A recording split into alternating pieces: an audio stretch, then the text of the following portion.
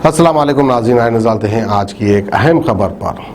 Corona virus की तीसरी लहर का असर देखा जा रहा है शहर हैदराबाद में और रियासत तेलंगाना में।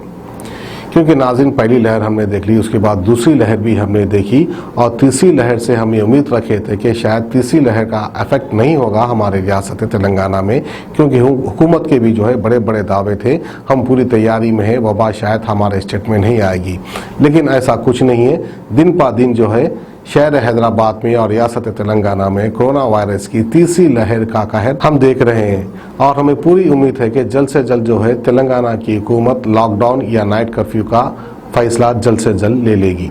और साथ ही साथ हम हमारे नाज़रीन को ये भी बता दें, तमाम तालीमी इदारों को 30 तारीख तक बंद करने का ऐलान कर दिया है, क्योंकि किसी भी तरह की फिजिकल क्लास या ऑफलाइन क्लासेस नहीं होंगे, अब सिर्फ ऑनलाइन क्लासेस ही होंगे 30 तारीख तक। इस तरह का फैसला लिया गया है।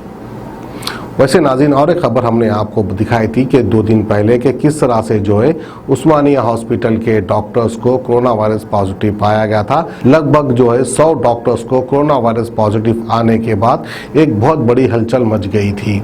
अब बारी आ रही है पुलिस डिपार्टमेंट की, क्योंकि कहीं डॉक्टर्स इससे मुतासिर हो चुके हैं। अब पुलिस डिपार्टमेंट में भी कहीं ऐसे पुलिस ओहदेदारों को कोरोना वायरस पॉजिटिव पाया गया।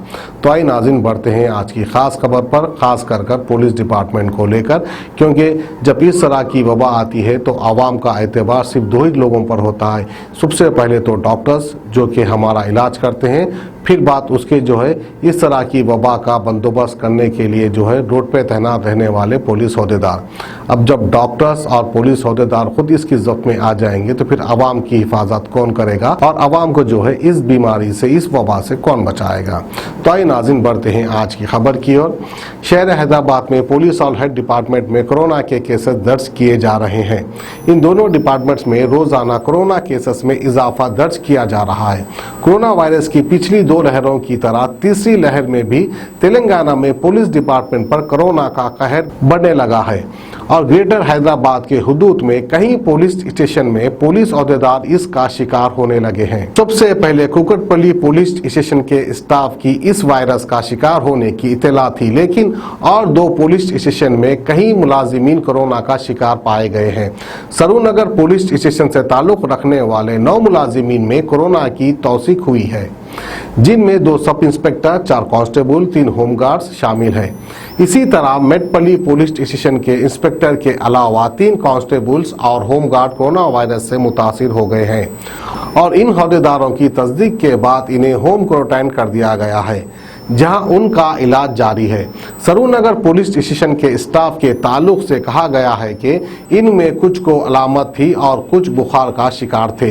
इनमें मुसलसल अलामत को देखते हुए टेस्ट करवाया गया, जिस पर उनका नतीजा पॉजिटिव आया। इनको होम आइसोलेशन में शिफ्ट कर दिया गया है और उनके अफराद खानदान से भी कहा गया है कि वो घरों पर ही क्वारंटाइन इख्तियार करें। मुतासिरा पुलिस स्टाफ के अफराद खानदान को भी टेस्ट करवाने का मशवरा दिया गया है।